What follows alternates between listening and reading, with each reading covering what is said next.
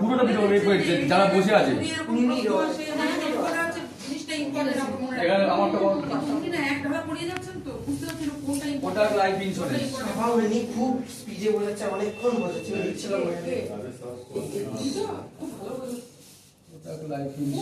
আমি কি বাদ যাবো? আমাদের প্ল্যান হচ্ছে মিনিমাম 36,000, আমাদের তুলতে হবে 36,000 এর পলিসি, মিনিমাম আমাদের 36,000 এর পলিসি তুলতে হবে। আমাদের ইয়ারলি তুলতে হবে 36,000, ঠিক আছে? আমাদের 36,000 নিচে কোনো পলিসি নেই কোটাকে, ঠিক আছে?